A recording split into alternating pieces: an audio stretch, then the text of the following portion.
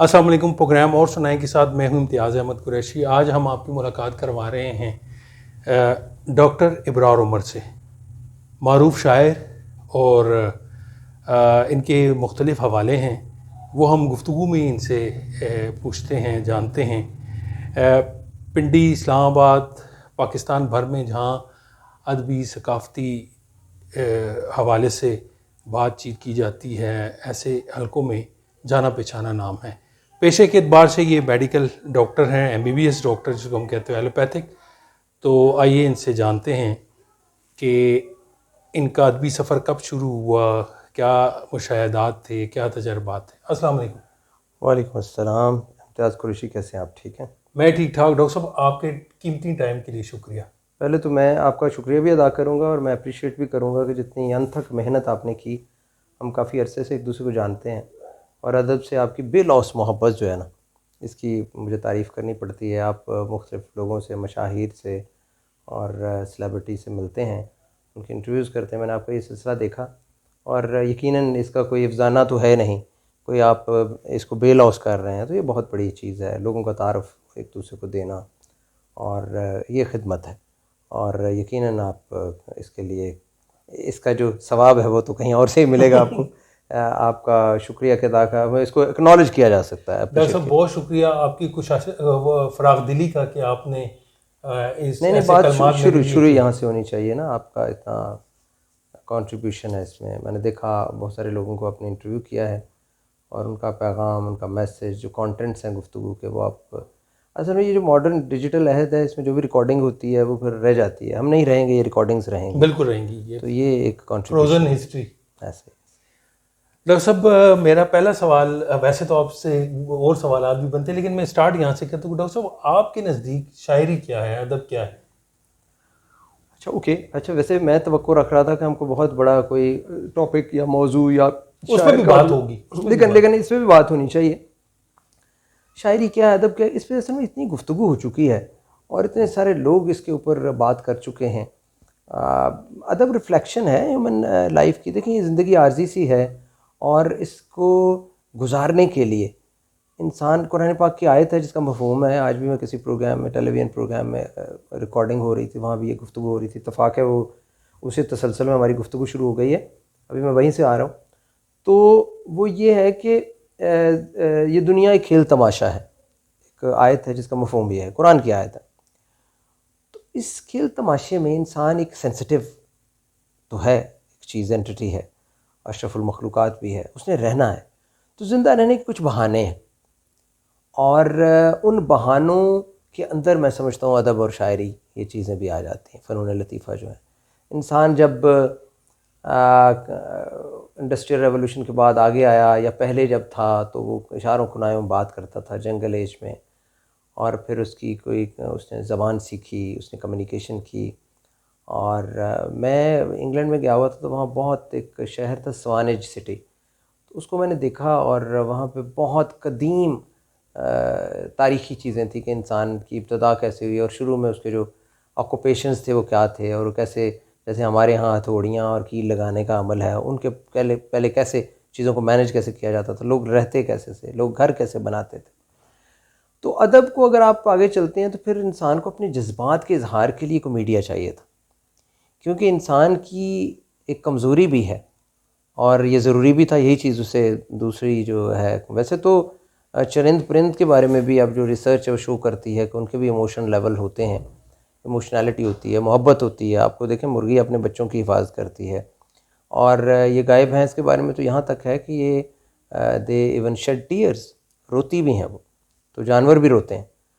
लेकिन हम क्योंकि इंसान की बात कर रहे हैं, अशरफुल मखलूक़ात है, और हम कहते हैं कि इंसान ही मेन एंटिटी है इस दुनिया की, धरती की, और जो ज़मीन पे कायनात, ये जो इंसानी जो ज़िंदगी है उसकी बहुत बड़ी अलामत इन ह्यूमन बीइंग है, और बाकी सब चीज़ें इसके गिर्द घूमती हैं। इंटेलेक्चुअली भी ये बहुत रिफ़ाइंड है, और मॉडर्न रिसर्च भी बायोलॉजिकल बताती है कि ये बड़ा रिफ़ाइंड हमारा दिमाग है।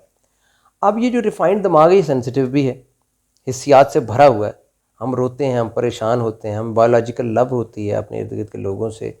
वक्त के साथ हम, हमारे जेनेटिक मेकअप में ये चीज़ें शामिल हैं।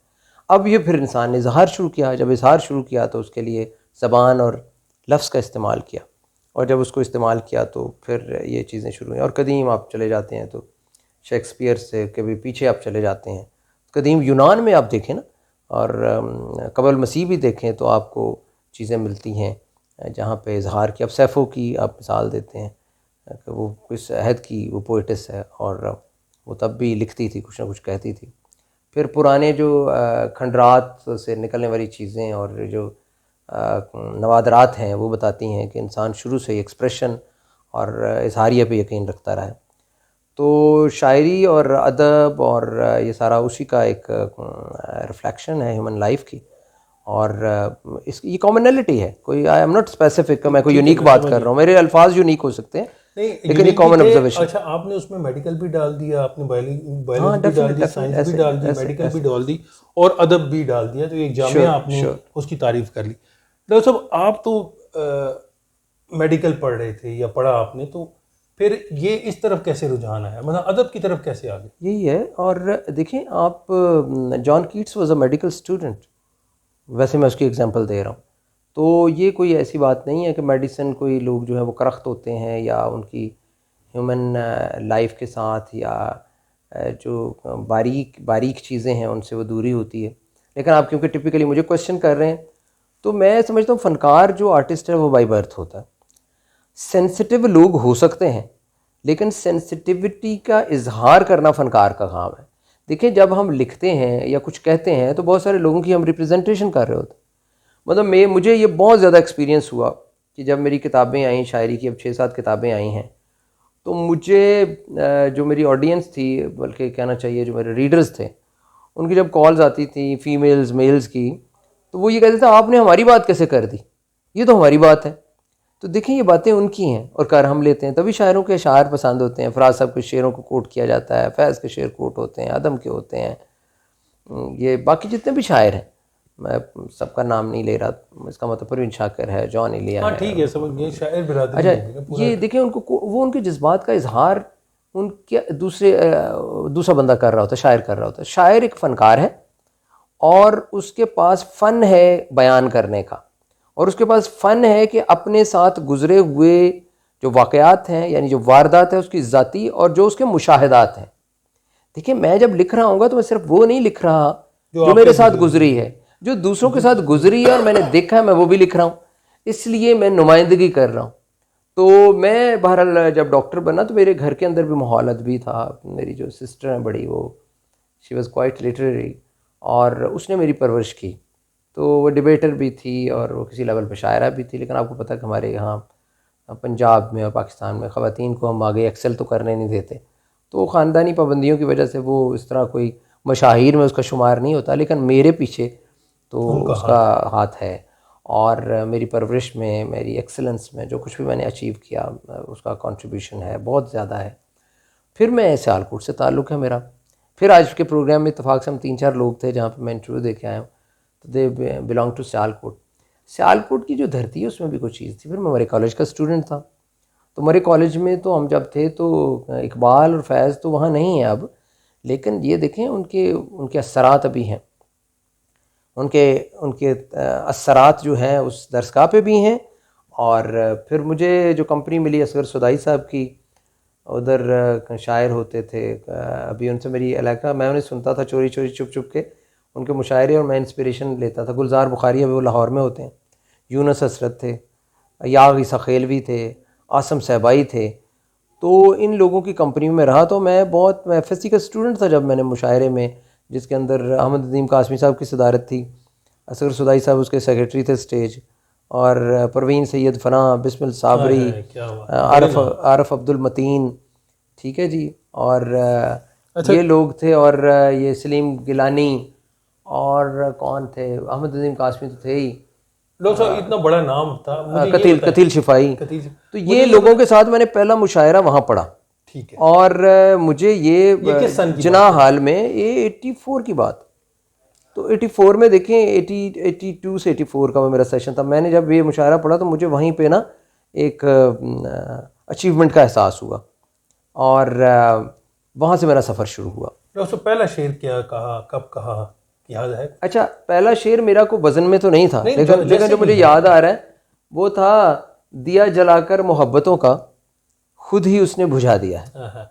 अच्छा, ये शेर उस तरह हाँ नहीं ठीक है, लेकिन इब्तिदा हाँ वज़न नहीं है, लेकिन ये मैंने कहा। और पहला जो मैंने फिर वज़न में कहा, जो मेरी किसी किताब में अभी तक मैंने उसको इस काबिल शायद नहीं समझा कि किताब में छपे, मैं के सपनों के किसी देश का बासी ठहरा, शहर पुरशोर की एक शोख हकीकत तुम हो, जिसके मिलने से खलाओं को मुसख्खर कर लूँ, मेरे हाथों से निकलती हुई दौलत तुम हो। अच्छा, ये वज़न में भी है। और ये मैंने लिखा, मतलब साफ़-ज़ाहिर में ख़ातून से मुतासिर था। जब मैं मेडिकल कॉलेज में आया फर्स्ट ईयर सेकंड ईयर में, तो उसका जो इकनॉमिक स्टेटस था वो बहुत बड़ा था। She belong to Islamabad and I belong to Sialkot, और मैं गांव से उठ के आया था। तो मुझे वो पहली लड़की जो पसंद आई, तो मैंने फिर सोचा कि ये तो बहुत मंजिल मेरी जो है ना अचीवेबल नहीं है, तो उसके ये मैंने शेर लिखा कि मैं के सपनों के किसी देश का बासी ठहरा, शहर पुरशोर की एक शोख हकीकत तुम हो। क्या चीज़ आपको मोटिवेट करती है शेर कहने के लिए? Strong observation, deeper sensitive observation और मुशाहिदात इंसानी ज़िंदगी के, और वो मोहब्बत करने वाले लोग, और शदीद जो है वो बेचैनी सोसाइटी की और समाज की। मैं इंग्लिश पोइट जॉन डन से बहुत मुतासिर हूँ। जॉन डन की दो सरहदें हैं।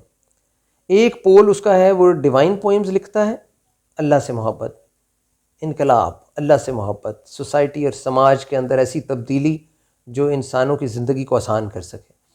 और दूसरी तरफ वो लव पोइम्स लिखता है महबूबा के लिए, जहाँ वो लिखता है अपनी एक नज़्म में, क्या सूरज ज़रा देर से तलू हो, मैं बेडरूम में अपनी महबूबा के साथ लेटा हुआ हूँ और तुम इतनी जल्दी आ गए। और दूसरी तरफ वो अल्लाह के लिए लिखता है, टोटल के खुदा के अलावा इस कायनात का कोई मालिक नहीं। मैं भी, मेरे ये दो पोल्स हैं मेरे भी लिखने के। मैं एक तरफ बहुत एजिटेटिव पोइट्री लिखता हूँ, कुछ लोग मुझे सिर्फ रोमांटिक पोइट्री के हवाले से जानते हैं। अब ये मंजिल के इंतज़ार में मारे गए हैं हम, जो मेरी गज़ल है, ये साफ़ ज़ाहिर एक मुज़ाहमत ही है, और इसके अंदर वो चीज़ें हैं। फिर सभी आदर्श टूटे, यहाँ के लोग झूठे हैं। अभी भी स्टेटस को पे मैंने बहुत लिखा है, मुशर्रफ के दौर में लिखा, जरदारी के हवाले से बड़ी नज़में हैं मेरी। जरदारी जब प्रेसिडेंट था और यहाँ पे जो ज़्यादतियाँ हो रही थी, मुशर्रफ के दौर में जो ज़्यादती हुई, किलिंग हुई, तो मेरी ये पोइट्री पड़ी हुई है, कुछ छपने वाली है, कुछ पब्लिश हो गई। तो ये आपको बताऊँ, ऑब्जर्वेशन, ह्यूमन रिलेशनशिप्स और सिस्टम की खराबियाँ, आपके निज़ाम की पॉलिटिकल सिस्टम के अंदर जो गैर मुतवाज़न ये सारा कुछ है, ये भी मुझे कहता है कि लिखो। और इंसानी मोहब्बतें और इंसानी आलाम जो हैं वो भी मुझे कहते हैं। डॉक्टर साहब, हल्का बाबे ज़ोक में भी है आपकी, और आपकी एक वो नज़्म जो है जो बिक गए, जो पहली कतार में बिक गए, हालांकि वो आप उससे दशकश रहते हैं हमेशा, कभी उसको ऑन नहीं करते उस तरह से, लेकिन वो आज नहीं, मैं ऑन क्यों नहीं करता? आपको कैसे पता है कि मैं ऑन नहीं करता? आपने कहीं सुनाया नहीं ना, सिर्फ एक दफ़ी सुनाई थी। आपको मतलब डरता होगा इसलिए? नहीं, डरता नहीं, मैंने भी फरमाइश की थी एक दो दफ़ा, तो आपने इग्नोर कर दिया था। आपने कहा नहीं वो उसको छोड़ो, फिर कभी सी। लेकिन उसमें जो आपका दर्द है, नहीं वो दर्द है, देखिए ना, देखें वो सोसाइटी, समाज, सॉरी कि वो नज़्म जो है वो ऐसे उतरती जाती है ना, जैसे जलीम जालबी का है अगर कलाम हो, या सागर की ऐसी कोई वो थीम की बात हो रही है कि आप उसमें एक एक मिसरा जो पहली कतार में थे बिक गए, और फिर जो आखिरी थे ऐसे मुसन्निफ बिक गए, जो रह गए वो अगली बोली पर बसद खुशी बिक गए। अब देखिए, बसद जो मुफक्करों की टोलियां भी बिक गई, मुदब्बरों की बोलियां भी बिक गई। वो एक और थी उसमें लाइन के सर, वो सारी जो है जो आपकी नज़्म है ना, वो रोंगटे खड़े कर देने वाली नज़्म। हाँ, नहीं मैं आई ओन दैट पोएम। मैंने होगा ये कि हो सकता है कोई ऐसा मौका हो जहाँ पे मैंने सोचा हो कि यहाँ नहीं पढ़नी, और उस नज़्म को, इस तरह की नज़में लिखने पे आपको वो इनकलाबी नज़्म है, एस्टेब्लिशमेंट भी आके तंग करती है कि यानी, लेकिन ये है जरा डिफरेंट है, वो इतना भी वो कहते हैं। मैं ये इस बात में कह रहा हूँ, ये नज़्म आपकी और भी इस तरह की मेरी नज़में, वो मंजरें आप पे आएंगी। और सुनने हम नहीं, मैंने चूंकि आपने मुझे तारुफ नहीं कराने दिया कि दिसंबर अभी तेरा मुंतज़िर है। अच्छा, मतलब जब हम ये देखते हैं, एक हवाला है आपने, यानी ये बटरिंग की बात नहीं है, मसलन आपके बाद जो है ना, हमारे यहाँ एक ही होता है, हर साल दिसंबर जब ना चढ़ा और कोई ये ना कहता हो, लेकिन अब उसकी तो एंटी आ गए। मसलन वो कहते हैं नहीं जी अब दिसंबर आ गया, अब लोग शुरू हो जाएंगे। अच्छा, बेबहा लोगों ने, चाहे वो सीनियर हो, जूनियर, सीनियर से वो सीनियर नहीं, लेकिन दिसंबर आता है तो इब्रार उमर हाँ डॉक्टर इब्रार उमर नहीं कुछ कहता, हाँ जी। लेकिन दुनिया कहती है। आप देखिए सोशल मीडिया में देखें कि दिसंबर अब भी तेरा मुंतज़िर है। और ये जैसे अब मैं अब एक मिसरा कहने लगूं, मैं शायर का नाम नहीं लूंगा, लेकिन जो जो सुनेगा वो कहेगा जी ये फलां शायर है, और झट के बता देगा। वो तेरे नसीब की बारिशें किसी और छत पे बरस गई। और अगर हम दिसंबर में कहते हैं कि दिसंबर अब भी तेरा मुंतज़िर है, सही सही, तो बेख्तियार जो है नहीं बहुत दिल से निकली हुई ये नज़्म है। और मुझे ये एजाज़ हासिल है कि ये नज़्म मैंने फराज साहब को सुनाई थी, और मतलब उन्होंने बहुत ज़्यादा, फराज साहब आसानी से किसी तारीफ़ नहीं करते थे, तो उन्होंने भी एक दफ़ा मुझे देखा और फिर वाह वाह कहा, और ये मेरे लिए एजाज़ की बात। ये जिंदा है, ये जो है ना, ये मेरी पहली किताब है। दूसरी बात है इम्तियाज़ कुरैशी जो बात करने वाली है, एक है सारी सारी रात बैठ के और जुमले जोड़ के और क्राफ्ट के नाम पे, सनत के नाम पे, शायरी की सनत में मेहनत मजदूरी करके रात को लिखना और जानबूझ के बनाना, और एक ये कि दिल से निकली हुई आवाज़। ये जब वो सुना दे इस मौके के ऊपर ताकि हाय सर कि हमारे उसमें महफूज हो जाए। अच्छा, मुझे फिर भी ये कि गुफ्तगू शायद हमारी मौजूआत पे बनी है, लेकिन शायद ये चलो चलता रहेगा सिलसिला, टू बी कंटिन्यूड। मैं सुना देता हूँ। वो लम्हे सोच की दहलीज पर ठहरे हुए हैं, हज़ारों साल पहले जब दिसंबर के महीने में तेरे वादे के होंठों ने मेरी आंखों से बहती ज़िंदगी के हाथ चूमे थे। मेरी बेरंग बातों के किनारे तुमने ख्वाबों के सहारे और अश्कों के सितारे रख दिए थे। हवा को अपनी चाहत की हिफाजत का इशारा कर दिया था। हवा की खुनकियों में अब भी तेरी नरम बातें आहटों का जाल बुनती हैं। समा तब भी तेरे कहकों का शोर सुनती है। निगाहें बर्फ़ के फैले चमकते कैनवस पर जा बजा तेरी रफ़ाकत की ज़रूरत पेंट करती हैं। ठिठरते पानियों के तन पे बिखरी धूप तेरा हिजर रोती है। कहाँ होती है तू? मोहब्बत की सुलगती रह गुज़ारों के किनारों पर दिसंबर अब भी तेरा मुंतज़िर है। मैं एक वाक़या शेयर करता हूँ कि जब ये किताब रिलीज़ हुई और अब्बास ताबिश ने किताब को छापा, लाहौर से उसका पब्लिकेशन का इदारा था, और वो आए जब, तो अब्बास ताबिश बड़े सीनियर हमारे शायर हैं, तो पब्लिशिंग भी उनका था, तो अशरफ बुक एजेंसी में मेरी मुलाकात हुई।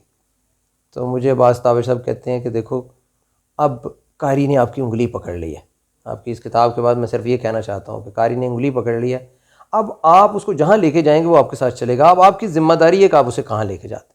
बहुत मैच्योर बात की कि अब उसने उंगली पकड़ ली है, तो अब साहबुर राय हो गए हैं ना, लोग आपको सुन रहे हैं।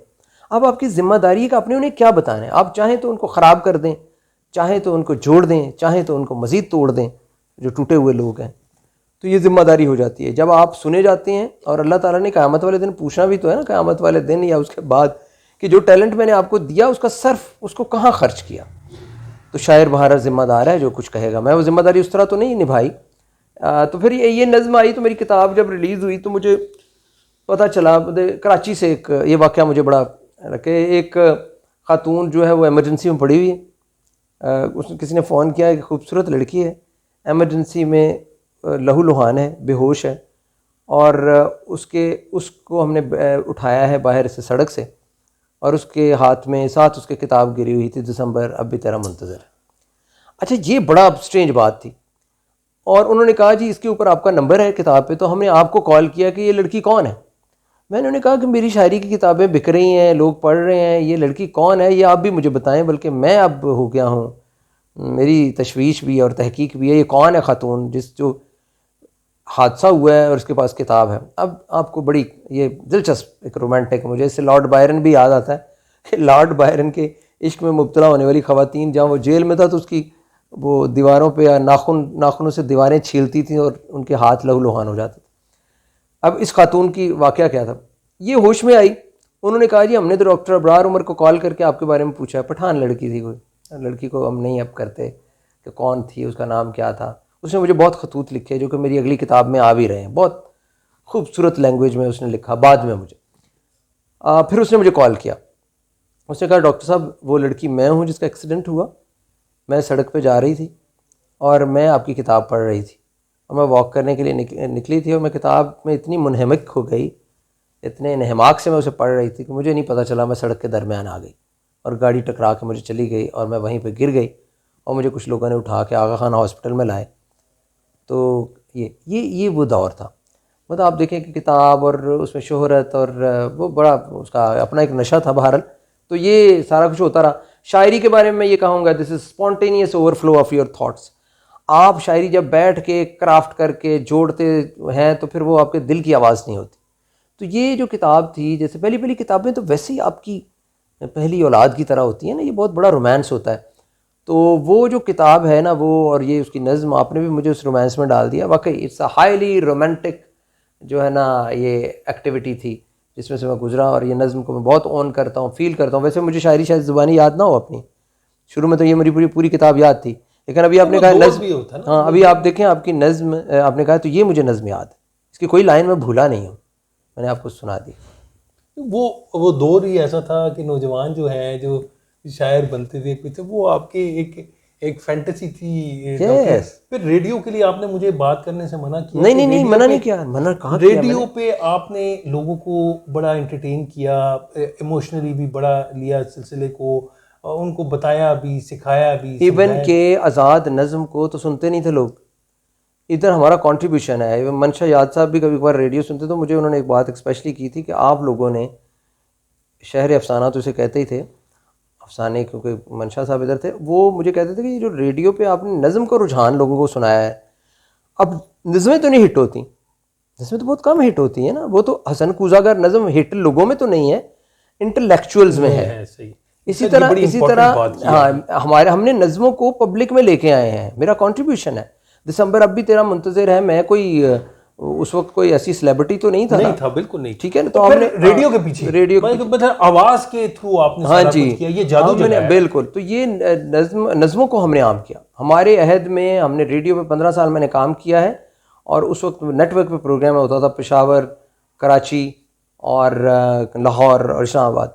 आप खुद देखें कि उस नेटवर्क पे जब हम शायरी सुनाते थे, और मेरा क्योंकि मैं नज़म ज़्यादा कहता हूँ तो नज़म को हम सामने लेके आए, और नज़म के ये जो सिन्फ है इसको प्रमोट करने में मैं समझता हूँ कि मेरा कंट्रीब्यूशन बिल्कुल आप हमारी नज़म, मेरी किताब का नाम देखें, मेरी को गज़ल का रेफरेंस नहीं है। दिसंबर अब भी तेरा मुंतज़िर है, उसका नाम है नज़म है, गज़ल नहीं है। और डॉक्टर साहब आप ये देखें एक और पहलू कि आप दिन में नहीं कर रहे हैं, वो रात गए आपका शो होता था। रात तो फिर ट्रांस है ना, और लोग जागते थे, ये नहीं लोग तो सो जाते हैं ना। क्योंकि मैं आपको अपना एक और तारुफ करवा दूं, मैं सर्टिफाइड हिप्नोटिस्ट हूँ, हिप्नोथेरेपिस्ट, हिप्नोटिज्म जिसे कहते हैं, और मैं सर्टिफाइड कॉग्निटिव बिहेवियर थेरेपिस्ट भी, और मेरी पीएचडी भी सीबी कॉग्निटिव बिहेवियर थेरेपी पे है। तो ये जो फेज़ होता है ना ये रात का, ये हिप्नोइडल स्टेट होती, people are in sleep and they are not sleeping. ये जो स्टेज है ना जब आप सो रहे हैं और सो नहीं रहे, ये बहुत क्रिएटिव फेज, मेस्मराइजिंग। ये जो है ना कॉन्शियस और सबकॉन्शियस का एक अजीब लेवल होता है, जहाँ पे आपका कॉन्शियस और सबकॉन्शियस एक ख़ास इंटरेक्शन में होते हैं। डॉक्टर ये कौन सा जहाँ पे आप घुस जाते हैं, कितने बजे से कितने ये देखें, ये ख़ास तौर पे ये जो है जब आप के 12 बज जाते हैं, ठीक है, और उसके बाद का जो टाइम है, दिस इज़ वंडरफुल टाइम। इसके एक्सपीरियंसेस क्या हैं मेरे, और मैंने क्या इसमें सीखा है। और दूसरी बात है, मैं इशफाक अहमद और बानो कुसिया, उनको किसी ने पूछा था कि आप किताबें पढ़ते हैं, उसने कहा हम किताबें नहीं पढ़ते। ये बड़ी आपको स्ट्रेंज बात बताता हूँ, मैं बहुत कम किताबें पढ़ी हैं। सबसे बड़ी बात है जो अफसाना निगार आम से हैं और किताबें हैं, अगर आप लोगों से इतना मिले हुए हैं कि एक अफसाना या किताब पढ़ते ही 3 सफ़ों के बाद आपको पता है आगे क्या होने वाला है, और आप उससे बेहतर स्टोरी क्यों पढ़ेंगे जब आपने बेहतर लोगों से मिल लिया है। तो मैं आम कारी नहीं हूँ ना, मैं आम इंसान हूँ, सीधी सी बात है, मैं नहीं हूँ, मैं एक फ़नकार हूँ। तो मैं आपको ये बताना चाहता हूँ कि मैं किताबें कम पढ़ता हूँ, मैं लोगों को मिलता हूँ, लोगों को नहीं मिलते जितना मैं लोगों को मिला हूँ। फिर जब मैंने इशफाक बानो कुदसी इनका इंटरव्यू सुना तो मैं तो जनाब उस वक्त मुझे रश्क आया कि मुझे नहीं पता था और लोग भी कोई ऐसी बात करें।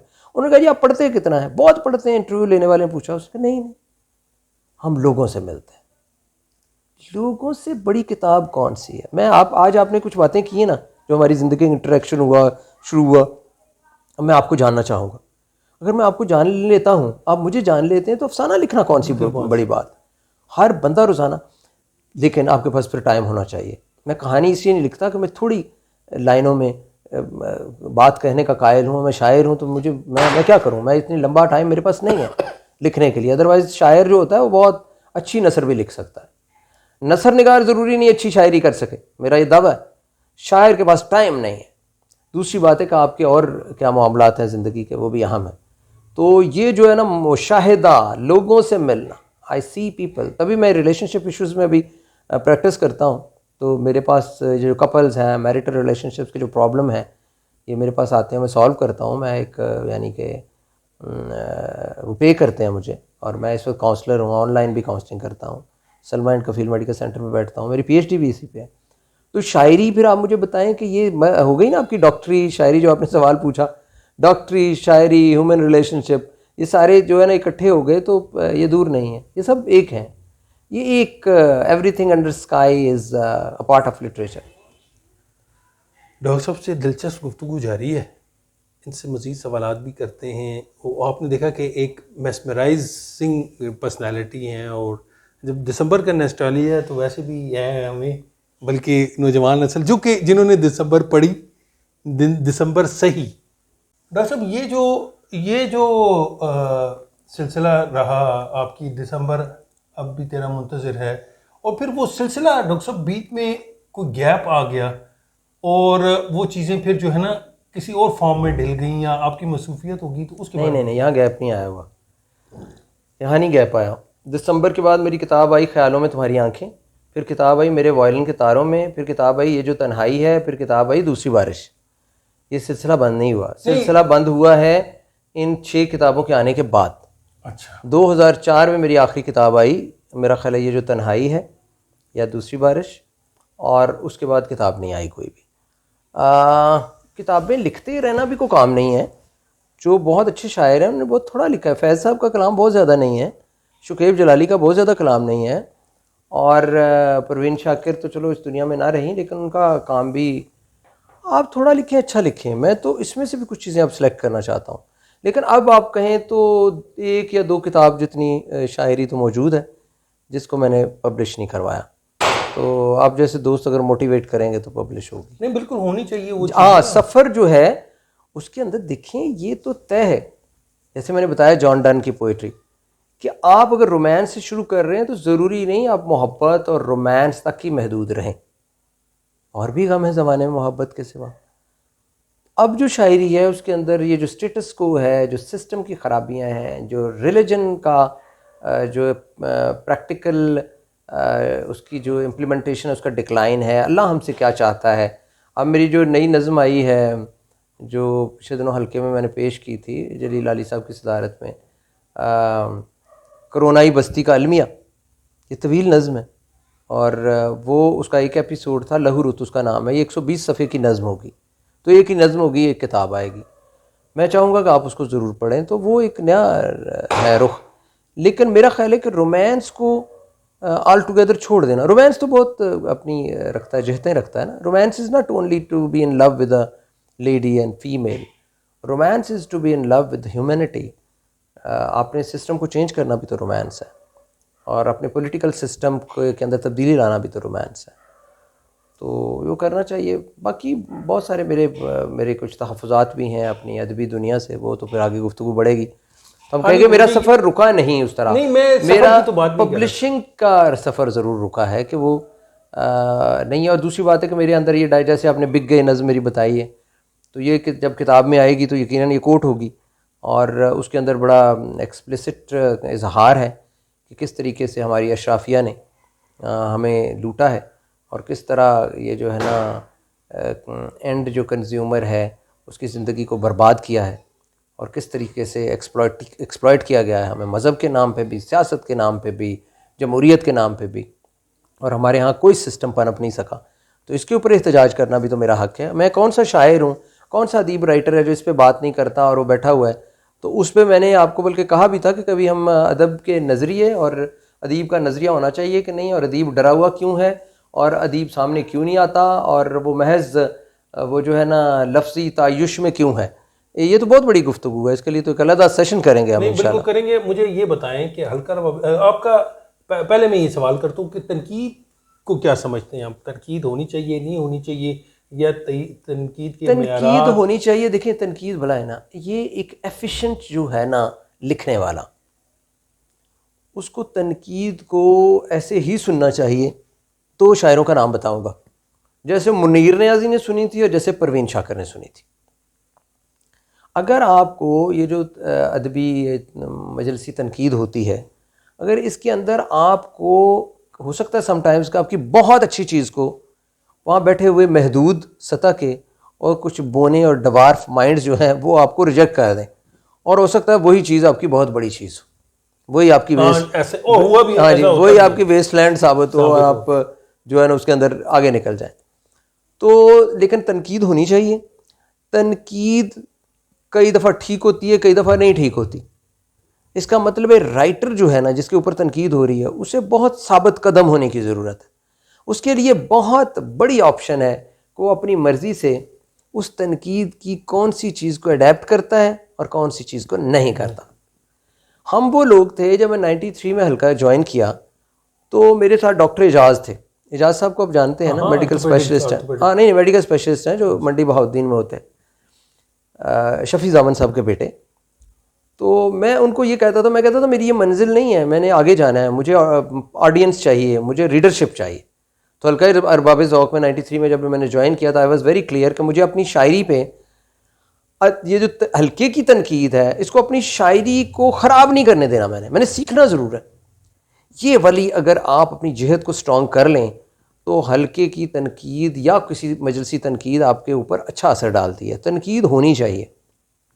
नक्काद sometime he is going stupid, हाँ ऐसा है, वो हमकाना उसका रवैया होता है और उसको पता ही नहीं होता तख्लीक क्या, क्योंकि वो तो बेचारा तनकीद करने की नीयत से घर से आया है या उसने लिखा ही तनकीद करने की नीयत से है। तो जो तख्लीक कार है ना वो बहुत बड़ी चीज़ है। लेकिन हम ये कहें कि नक्काद के पहरे के बगैर ही तख्लीकात होती रहें, मैं इसके भी कायल नहीं हूँ। अलबत्ता तख्लीकार को इतना स्ट्रॉन्ग और मजबूत होना चाहिए कि वो उस तनकीद को ममेज़ कर सके उस तनकीद से जो उसके लिए यूज़फुल है और जिसको उसने रिजेक्ट करना है और उसको फेंक देना है कि ये हुए ही नहीं, कौन बात कर रहा है। ये आपके अंदर जज्बा होना चाहिए, स्ट्रेंथ होनी चाहिए, चूज़ी होना चाहिए आपको कि ये बात इसने किया यार ये तो ठीक है। मैं समझ गया हूँ। आप डिस्कवर कर लें अपने फ़न के अंदर कोई खामी है तो, और जहाँ पे आपको लगा कि ये क्या कह रहा है। समटाइम्स तनकीद आपको एक ऐसे रास्ते पे ले जाएगी, नक्काद ऐसे रास्ते पे ले जाएगा जहाँ आपकी जो यूनिक क्रिएटिविटी है, जो आपकी तख्लीकियत है, वो उसको मार देगा। बहुत सारे नौजवानों को मैंने फना होते देखा। ऐसा ही है, बिल्कुल ऐसा। वो बेचारे आए अपना आप लेके, अपनी इनफरादियत लेके, और वो उस तनकीद की नज़र होके इज्तमाइयत के समंदर में गर्क हो गए और उनकी यूनिकनेस तबाह हो गई। और एंड पे वो उनकी कोई भी बात ऐसे ही है जैसे हर कोई वो बात कर रहा है। देखे ना, सिर्फ अंदाज़े बयां, वो सैफ अंदाज़े बयां बात बदल देता है, तो अंदाज़े बयां ही बात बदलता है ना। अगर आपका अंदाज़े बयां जो है ना क्लीशे बन जाता है और सब लोग वैसे ही कर रहे हैं तो कैसे पता चलेगा कौन क्या है। मेरा ख्याल है कि ये वाला मेरी इसके सो है। नक्काद को मैं ये नहीं चाहता वो ना हो। नक्काद जी बेरहम है, होता रहे बेरहम, उसको क्या मिलना बेरहमी से। अगर जो लिखने वाले को लोग पढ़ रहे हैं तो नक्काद को तो पढ़ता भी कोई नहीं। नक्काद को कौन पढ़ता है। ये तो अदबी ये जो सारी यूनिवर्सिटियों के मसाइल हैं। अब यूनिवर्सिटी के अंदर जो है ना, क्योंकि आपने कुछ ना कुछ करते रहना है, तो तनकीद की किताबें देखें आप, जितनी तनकीद की किताबें लिखी जाती हैं वो कौन पढ़ता है। हाँ सही बात, वो ज़बरदस्ती बांटते हैं और वो किताबें जो है ना वो इधर उधर चली जाती हैं। जितना भी एक दो सफ़े और जितनी तख्लीक है वो लोगों के घरों में, लोगों के दिलों में, लोगों के तकियों के नीचे जाती है। मैं एक बात करता होता था कि अल्हम्दुलिल्लाह, अल्लाह का लाख लाख शुक्र है, जिस अहद में मेरी 6-7 किताबें आईं, वो नक्काद और वो शायर शहर के जो मेरी शायरी पे बड़ी भरपूर तनकीद करते थे, उनके घरों में उनकी बीवियाँ, उनकी बहनें, उनके बच्चों के पास मेरी किताबें होती थी। ये मैं बड़ा कहता हूँ और लोग मानते भी। लोग बताते यार मेरी वाइफ के पास आपकी किताब थी, यार मेरी बहन के पास थी, या मेरा बेटा पढ़ता है आपको, या मेरी बहन पढ़ती है, मेरे अब्बा जी आपकी किताब पढ़ रहे थे। तो मैंने नक्काद के तनकीद के दरमियान अपना रास्ता बनाया और ये बनाते रहेंगे। और मैं लोगों की, नए आने वालों की परवरिश करना चाहता हूँ कि स्केयर ना हो, डरे ना, खौफज़दा ना हो, लिखें और जुर्रत से लिखें जो आप चाहते हैं लिखना, क्योंकि आपका ताज़ा है। आप जो लिख रहे हैं वो आपका एक्सपीरियंस है। आप अपने एक्सपीरियंस को किसी नक्काद की बेरहमी और बेरहमी की नज़र ना होने दें, और अगर वो बातें करता है तो करने दें। आपने अपना रास्ता नहीं छोड़ना। को काम की बात तो नहीं, कल नहीं परसों, हाँ काम की बात है तो ले लें, नहीं तो छोड़ दें। वैसे हल्का अरबाब ज़ौक़ की तनकीद के हवाले से आपका क्या है? सेम, ये मजलसी तनकीद है। तनकीद को अगर आप जो किताब का बनता है ना, वो तो फिर भी कोई सोचे समझेगा। लेकिन कहने को तो डॉक्टर सलीम अख्तर ने कह दिया था फराज साहब को कि इसकी शायरी तो टीनेजर की शायरी है, लेकिन सलीम अख्तर की बात तो कहीं स्टैंड नहीं करती। फराज साहब को आई एम सॉरी, मैं एक बात करने लगा हूँ, ये मेरा है, मैं कहने लगा हूँ, फराज साहब फैज़ साहब से बड़े शायर मैं समझता हूँ, किसी को पसंद हो ना हो। हाँ नहीं ठीक है, वो आपकी एक हाँ, फराज साहब ने वो सब कुछ कहा है जो फैज़ साहब ने कहा है। डिक्शन को छोड़ें, फैज़ साहब ने बड़ी खूबसूरत तरीके से कुछ बातें की हैं जो है ना जिंदान नामा जो उनका है, जो फराज के हिस्से में नहीं आया, लेकिन फराज ने मुहासरा लिखी है नज़्म। फराज ने वो जो मुज़ाहमती अदब है भरपूर लिखा है, शायरी में भी उसमें भी, तो ये लोगों ने काम किया है। और आपने कहा, आपने असल में आपका सवाल है हल्का अरबाब ज़ौक़ की तनकीद, ये तो बहुत महदूद क्वेश्चन है ना कि एक मजलिस है जिसकी आप बात कर रहे हैं। मैं हल्का अरबाब ज़ौक़ की तनकीद के बारे में वही नज़रिया रखता हूँ, किताब लिखने वाला तनकीद की फिर भी आराम से सोच समझ के लिखता है। हल्के में जब हम जाते हैं, अगर मैं वहाँ पे गया हुआ हूँ और मुझे पता है मैंने बोलना है, तो मैंने एक्सटेम्परी बोलना है। समटाइम्स मैं जो है ना वो बोलता जाऊँगा, मैं घर से आया हुआ हूँ, तो हल्के में ये दोनों रुझानात पाए जाते हैं। समटाइम्स तनकीद बहुत सही होती है, बहुत रेलेवेंट होती है, समटाइम्स वो बिल्कुल ही इर्रेलेवेंट होती है। तो ये डिपेंड करता है, एक सेशन में हो सकता है बहुत बुरा सेशन हुआ हो, अगला बहुत अच्छा हो, डिपेंड करता है कौन लोग हैं वहाँ पे, तख्लीक कैसे पेश की गई है, उस दिन साबिक़ सदर कौन है, उस दिन आने वाले लोगों का माइंड क्या है, मूड क्या है। तो लेकिन हल्का अरबाब ज़ौक़ जो है ना वो बहुत बड़ा प्लेटफॉर्म है सीखने के लिए। बात वही है, सीखते वक्त वो जो नाजुक लोग वहाँ पे आते हैं, बिगनर्स, जो नवारद तो मैं नहीं कहूँगा, जो नए नए लोग हैं बेचारे, नए परिंदों को उड़ने में वक्त तो लगता है, तो वो जो परिंदे हैं ना उन बेचारों के पर ना कट जाए, उनको सावधान रहना। उनको हाँ वहाँ पे हल्के में ये गुंजाइश मौजूद है। अच्छा आप देखें ना, परवीन शाकिर की मिसाल देता हूँ। परवीन शाकिर को तो मानते हैं ना, रोमांटिक पोइट्री और दूसरी शायरी भी, फिर उसने बहुत अच्छा शायरी करनी शुरू की। उसकी एक नज़्म है, नज़्म का नाम मुझे याद नहीं, या तो उसका नाम है तनकीद या तख्लीक। वो कहती है उस नज़्म में कि मैं हल्के में गई मजलिसी तनकीद, वहाँ बैठी, मैंने अपनी नज़्म पेश की, तो नक्काद जो वहाँ बैठे हुए थे सो कॉल्ड, उन्होंने कहा कि ये क्या तितलियों की खुशबुओं की बातें करती हो, कोई फ़लसफ़ा लेके आओ, कोई गंभीरता लेके आओ, कोई तय डालो इसमें, कोई परतें डालो शायरी में, जो हम करते हैं वहाँ पे बातें। मैं भी तो बहुत बातें करता हूँ, आपको पता है मैं कितनी हल्के में बहुत ज़्यादा बोलने वाला हूँ, बहुत वोकल आदमी हूँ मैं, रेलेवेंट बोलते हैं। हाँ जी, तो ये डालो वो डालो, तो वो वाला क्या लिखती है अपनी नज़्म, ये सारी बातें लिखने के बाद नीचे लिखती है कि मैंने कहा कि मैं एक जेन्युइन पोइट हूँ, मुझे हकीकत लिखनी है, और मेरा अदब अभी इतना बूढ़ा नहीं हुआ इसे फ़लसफ़े के असे की ज़रूरत पड़े। कैसी बात की उसने कहा, मुझे किसी डंगोरी की, जिसे कहते हैं पंजाबी में, मुझे किसी असे की, किसी बैसाखी की ज़रूरत नहीं है। रेसिस्ट किया। लाहौर में मुनीर नियाज़ी आगे अपनी नज़्म लेकर, मुनीर नियाज़ी को छोटा शायर है, और हल्के वालों ने उसे रकेत दिया, उड़ा दिया। मुनीर नियाज़ी को हथे चढ़ गया, उनके परवीन शाकिर हथे चढ़ गई। तो हम करते हैं ना, उनको बंदा आता है तो हम देखते हैं कि भाई क्या है। दूसरी बात है कि हर बंदा हर वक्त हर बंदे को मुतासिर तो नहीं करने के लिए आया होता। कुछ शायरी उसकी होगी जो कुछ ख़ास लोगों के लिए, कुछ होगी जो दूसरों के लिए होगी। तो लेकिन इन सारे हलकों को, इन सारी बहसों को रहना चाहिए, ज़िंदगी की अलामत है। और सिर्फ़ ये होना चाहिए कि नया जो अदीब है वो बच्चा, वो अपने ट्रैक से डिस्ट्रैक्ट ना हो, जिसे कहते हैं, जिसको हम आम ज़बान में जो लफ्ज़ नहीं है, डी ट्रैक हो गया, ये कोई लफ्ज़ नहीं है, वैसे एक अरसा मैं भी यूज़ करता रहा, डी ट्रैक कोई लफ्ज़ नहीं है अंग्रेज़ी का, हम डिस्ट्रैक्ट कह सकते हैं। तो उसको कर देते हैं, उसके रास्ते से हटा दे, उसकी तवज्जो कहीं और इधर। बाकी ये कि पोइट्री और शायरी के लिए, और जो नए लोग बहुत अच्छा काफ़िया पैमाई कर रहे हैं, काफ़िया पैमाई कह लेते हैं, नए रदीफ़ लेके आ रहे हैं, लोग आ रहे हैं। कुछ लोग अभी बड़े मशहूर हो रहे हैं, मैं उनका जिक्र नहीं करता, वो पता नहीं क्या क्या हो रहा है, बहुत कुछ हो रहा है। मैं तो सोशल मीडिया पे जो आजकल अदब हमारा फैल रहा है, उस हवाले से बताएं। बहुत ज़्यादा मायूसकुन सूरत हाल भी है और उम्मीद भी मौजूद है। इसी में से कुछ पायदार लोग हैं, कुछ के मयारात हैं, कुछ गैर मयारी हैं। शहर है ना, सोशल मीडिया एक शहर है, लेकिन शहर के अंदर मोची भी होता है, शहर के अंदर हमाम भी होता है, बार्बर की शॉप भी है, शहर के अंदर इंटेलेक्चुअल्स भी बैठते हैं। तो ये जैसे फेसबुक, अब सोशल मीडिया, तो उसको वो कहते हैं ये 3rd बिगेस्ट सिटी उन्होंने डिक्लेयर कर दिया इसको, दुनिया का 3रा बड़ा शहर फेसबुक है। आप फेसबुक पे आप जाएं तो आप जिस गली में, स्ट्रीट में जाना, अपने जैसे लोग भी आपको मिल जाएंगे, और ऐसे लोग भी मिल जाएंगे जो आपको नहीं पसंद। तो अपनी अपनी मर्ज़ी के लोग मौजूद हैं। मतलब आपको बहुत मयारी लोग जो मयारी अदब पढ़ते हैं और जो आप जैसे हैं वो भी मिल जाते हैं। तो ये चलता रहेगा, लेकिन अंदर है ना मायूसी। अब शेर व शायरी की क्योंकि तरबियत नहीं है अदब की, तो इसलिए वो अब कुछ ऐसे हाथों में भी चीज़ें आ गई हैं जो कहते हैं अनाड़ी के हाथों में चली गई हैं। ये अदब तो नहीं चला गया, लफ्ज़ और शायरी। अब वो भी कहते हैं कि हम शायर हैं और शेर कहते हैं, और पब्लिक उन्हें सुनती भी है। बहुत सारे ऐसे लोग, मैं उनके नाम नहीं लूँगा। क्या जरूरत उनकी फैन फॉलोइंग है, नहीं, हमसे बहुत ज़्यादा है, हम तो उसके सामने। लेकिन शोहरत फिर ये भी तो मैं किसी जाहिल और बिल्कुल उजड़ लोगों में नहीं जाना चाहूँगा कि ये लोग मुझे मेरे इर्द गिर्द जमा हो जाए। उससे बेहतर 4 लोग हों, रेलेवेंट हों, मेरे मयार के हों, बजाय इसके कि 4000 हों जिनके दिमाग खूबसूरत ना हो। अच्छा, एक होता है आपकी शक्लें खूबसूरत होती हैं। हाँ, हम लोगों को तो दिल खूबसूरत चाहिए, हम लोगों को दिमाग खूबसूरत चाहिए। तो खूबसूरत दिमाग रखने वाले लोग कम हों, लेकिन आपके हल्के में शामिल हो तो ज़िंदगी सुहानी है, ज़िंदगी खुशबूदार है।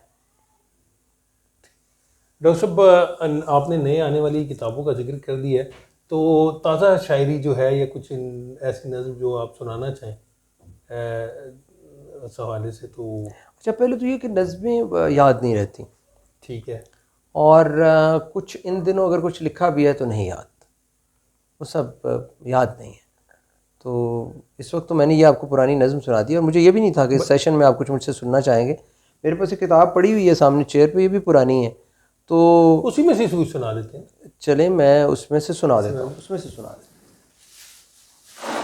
हूँ। अब मैं ये अभी आपसे बंद होगी।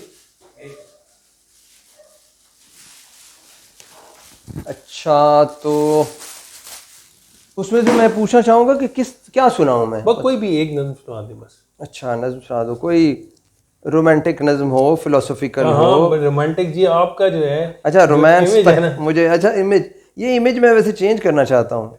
ये देखें नज़म है, रोमांटिक ही सुनाता हूँ। नज़म का उन्वान है, शाम के हाथों में वो थी और उसके हाथों में चराग। शाम के हाथों में वो थी और उसके हाथों में चराग। वो मुस्कुराती तो उसके होंठों से रोशनी के इशारे गिरते। वो मुस्कुराती तो उसके होंठों से रोशनी के इशारे गिरते, मेरी अना के किनारे गिरते। वो बोलती तो मेरी समात के साथ सुर दिल की शोख धड़कन पे रक्स करते। वो देखती तो मेरी बसारत की सब्ज झीलों में उसकी आंखों के फूल खिलते। वो मेरी यादों के कैनवस पर बिखर रही थी, चराग लेकर वो मेरे दिल में उतर रही थी। तो ये जनाब रोमांटिसिज्म है। बहुत शुक्रिया डॉक्टर फिर आपको बाकी चीज़ें अगले किसी सेशन में सुनाएंगे इंशाल्लाह। डॉक्टर साहब बहुत शुक्रिया। Thank you.